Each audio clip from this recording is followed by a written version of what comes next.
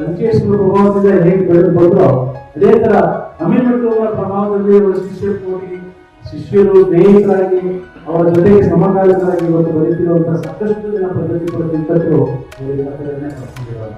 ತಮ್ಮಲ್ಲಿ ಉಮಾನಾಯಕರು ಜಾನಪದ ದಾವಣಗೆರೆ ಈಗ ಕೇಳಿದ್ರಲ್ಲ ಅವರ ರೂಪನ ಅವರು ಅವರ ಹಿರಿಯರು ಅವ್ರಿಗೂ ಕೂಡ ಹೋಗಬೇಕು ಅಂತ ಹೇಳಿ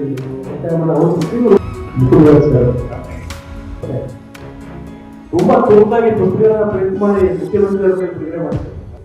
ಮೇಡಮ್ ಅವರು ನಿರಂತರವಾಗಿ ತಮ್ಮನ್ನು ತಾವು ಈ ಪ್ರಗತಿಪರ ಚಿಂತನೆಯಲ್ಲಿ ತೆಗೆದುಕೊಳ್ತಾ ಈ ನಾಡಿನ ಏಟುಗೋಸ್ಕರ ಏನು ಅವಶ್ಯಕತೆಯೋ ಅದನ್ನ ನೀಡ್ತಾ ಬಂದಿರತಕ್ಕಂಥದ್ದನ್ನು ನಾವು ಈ ಸಂದರ್ಭದಲ್ಲಿ ಸ್ಮರಿಸಬಹುದಾಗಿದೆ.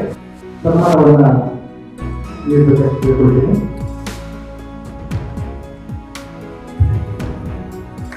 ಎಲ್ಲರೂ ಜೋರಾದ ಚಪ್ಪಾಳೆ ಮುಖಾಂತರ ಅವರಿಗೆ ಗೌರವವನ್ನು ಕೇಳ್ಕೊಳ್ತೀನಿ.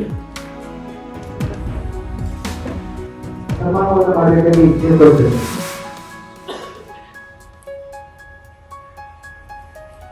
ಒಬ್ಬರಿಂದ ಮೂಡಿ ವಾದನ ಅಂತಕ್ಕಂಥದ್ದು ಇತ್ತೀಚಿನ ದಿನಗಳಲ್ಲಿ ಕಣ್ಮರೆಯಾಗಿ ಹೋಗಿದೆ.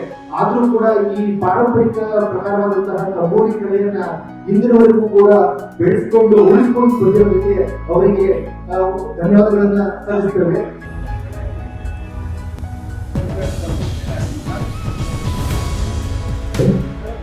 ಸರ್ ಅವರು ಮೂಲತಃ ಪ್ರಜಾವಾಣಿಯ ವಿಶ್ರಾಂತ ಹಿರಿಯ ಸಂಪಾದಕರಾಗಿದ್ದಾರೆ.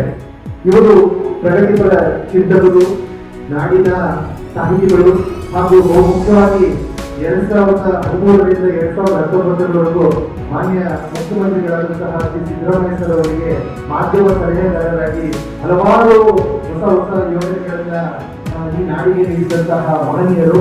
ಇವರಿಗೂ ಕೂಡ ಸನ್ಮಾನ ನೀಡಬೇಕೆಂದು ಕೇಳಿಕೊಳ್ತೇನೆ.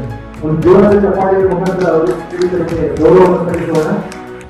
ಬಂಜಾರ ಸಂಸ್ಕೃತಿ ಮತ್ತು ಭಾಷಾದಲ್ಲಿ ಇವತ್ತು ನನ್ನ ಯೋಗ್ಯತೆಗೆ ನೀಡಿದಂತಹ ಅತ್ಯಂತ ಪ್ರೀತಿ ಗೌರವದ ಈ ಒಂದು ಕಾರ್ಯಕ್ರಮವನ್ನು ಮಾಡಿ ಅದಕ್ಕಾಗಿ ನಾನು ಅಕಾಡೆಮಿಯ ಅಧ್ಯಕ್ಷರಿಗೆ ಮತ್ತು ಎಲ್ಲ ಸಂಬಂಧಪಟ್ಟ ಪದಾಧಿಕಾರಿಗಳಿಗೆ ಉದ್ಯೋಗವಾದಂಥ ನಮಸ್ಕಾರಗಳನ್ನು ತಿಳಿಸುತ್ತೇನೆ. ಜೊತೆಗೆ ಸನ್ಮಾನವನ್ನು ಸ್ವೀಕಾರ ಮಾಡಿದಂಥ ನನ್ನ ಪ್ರೀತಿಯ ಇಬ್ಬರು ಸೋದರಿದ್ದಾರೆ.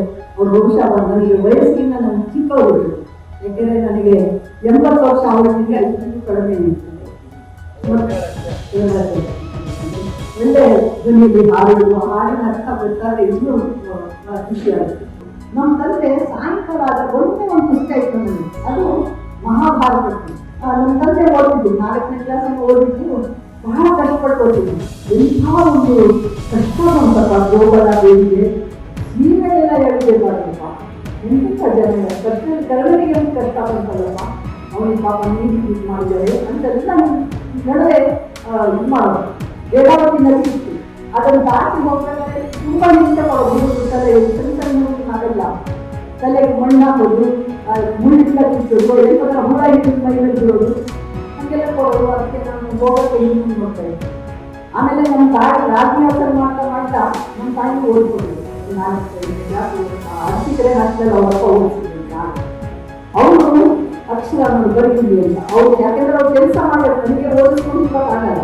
ಆಗ ಎಲ್ಲ ಆ ದಾಟಿನ ಹೇಳ್ಬೋದು. ಆ ರೀತಿಯಾಗಿ ಕಲಿತು ಆಮೇಲೆ 5ನೇ ತರಗತಿಗೆ ದೊಡ್ಡ ಮಾಮನ ಹತ್ರ ಕಲಿತು.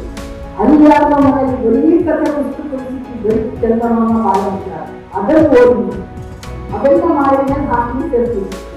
ಅಲ್ಲಿ ನನಗೆ ಹಾಸ್ಟೆಲ್ ಅರ್ಥ ಗೊತ್ತಿ ಕೊಡು, ಇನ್ನೊಂದು ಅರ್ಥ ಗೊತ್ತಿ ಕೊಟ್ಟರೆ ಎಷ್ಟು ಚೆನ್ನಾಗಿರುತ್ತಲ್ಲ ಅಂದ್ರೆ ನಾನು